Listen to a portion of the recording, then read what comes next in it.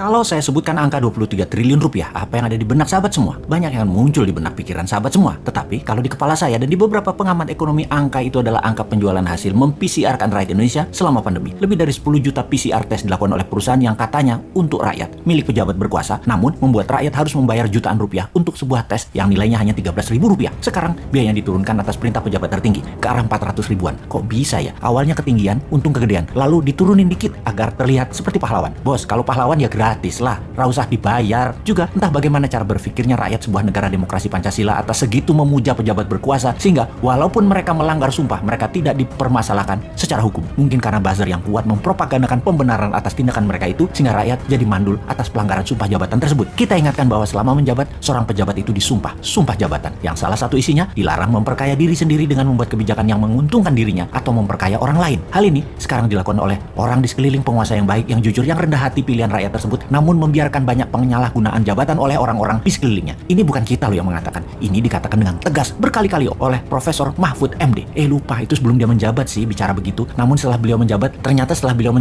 beliau banyak nonton sinetron, sehingga rekan sejawatnya yang banyak putar-putar peraturan kebijakan untuk keuntungan kroni-kroninya, beliau nggak sensitif lagi. Rekening cocok sih mungkin membuat dia lupa kan suara rakyat. Saya jadi teringat bagaimana Partai Komunis Tiongkok. Anggota partai itu 80 juta orang. Semua pegawai negerinya Tiongkok adalah anggota Partai Komunis. 80 juta orang ini adalah orang yang mengelola 1,4 miliar manusia Tiongkok. Ketatnya organisasi dengan 80 juta anggota tersebut membuat solid 1,3 miliar manusia manut, taat, dan takut. Atau bahasa gangster mafioso Al Capone pernah mengatakan, kepolisian yang tidak terorganisir akan kalah dengan gangster terorganisir. Walaupun kekuatan gangster hanya 5%-nya. Kata kuncinya sekali lagi, terorganisir. Jadi kalau cara kelolaannya terorganisir, walau hanya 20.000 manusia di atas tampuk pimpinan bernegara, maka 270 juta manusia sebuah negara akan manut, takut, tak bisa apa-apa. Benar, hanya 20 ribuan orang di pucuk pimpinan saat ini di Indonesia yang memainkan 270 juta manusia Indonesia yang swargo nunut neroko katut, atau digiring ke surga ya ikut, digiring ke neraka ya ke bawah. 20 ribuan manusia itu siapa saja? Pucuk pimpinan tertinggi pemerintahan dan para menteri dan para pejabat eselon 1 departemen ke departemen lainnya plus BUMN, nggak ada 2.000-an orang. Militer dan kepolisian tidak lebih 100 orang yang berbintang 3 dan berbintang 4. Anggota DPR dan elitis parpol sampai DPRD tidak sampai 10 ribuan orang. Pemerintah daerah, gubernur, bupati, wali kota beserta jajaran tinggi Pemda, nggak ada 3 ribuan orang. Di seluruh jabatan publik posisi elitnya tidak sampai 3 ribuan orang. Sekali lagi,